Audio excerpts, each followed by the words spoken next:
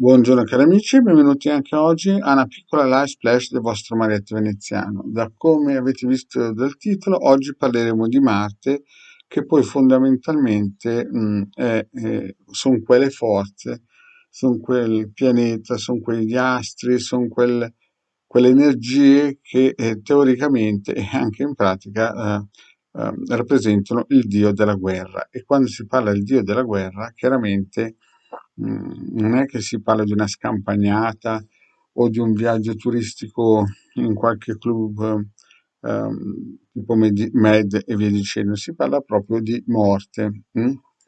Allora, perché faccio questa pillola? Perché stiamo vivendo un periodo post-Covid, ad esempio in Svizzera, in Inghilterra, in cui stiamo raccogliendo le macerie di questa dittatura farmacologica e chiaramente questo vaccino, soprattutto per quelli che ne hanno fatti 3 e hanno un karma un po' claudicante, chiaramente non è piacevole sapere che fra qualche anno, visto che è stato usato un farmaco sperimentale, vedranno delle cose che ancora non si conoscono, no? E si spera sempre piacevoli, ma secondo alcuni specialisti del ramo sarà dura per i serati.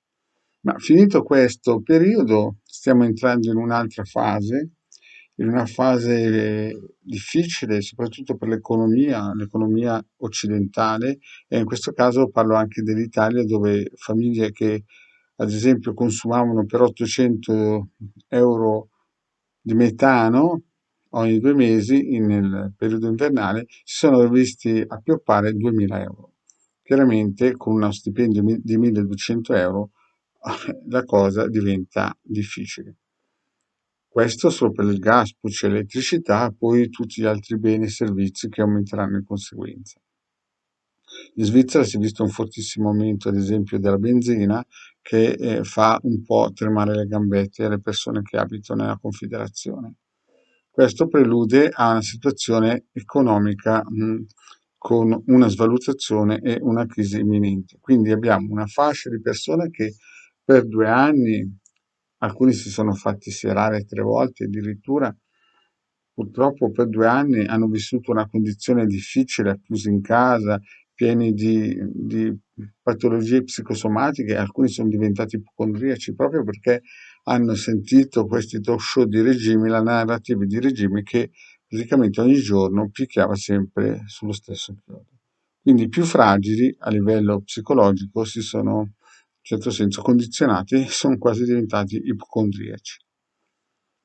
Poi, finito il Covid, almeno per la Svizzera, l'Inghilterra, la Danimarca, la Francia, no? Finito questo Green Pass, questo regime dittatoriale farmacologico, siamo entrati in una fascia transitoria di crisi economica fortissima, svalutazione al 7%, insomma, stiamo attraversando un periodo nefasto.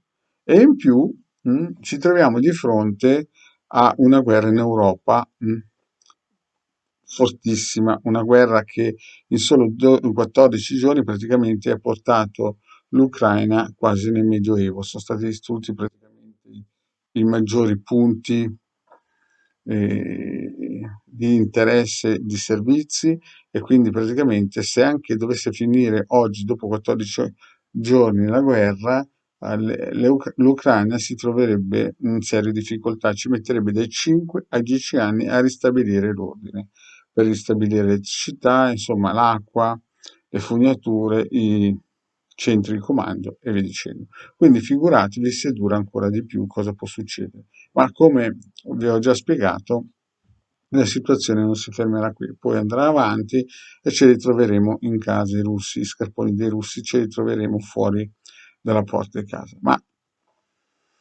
torniamo a perché Marte? Perché sto parlando di Marte?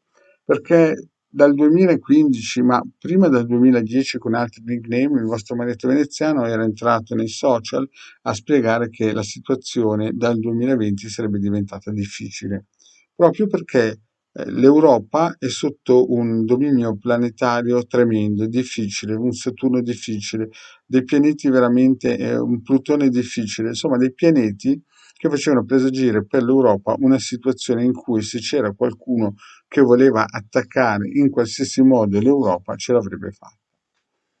E quindi era chiaro che se qualcuno capiva qualcosa di esoterismo, era il momento giusto per incominciare ad attaccare, influenzare, danneggiare l'Europa occidentale che noi conosciamo.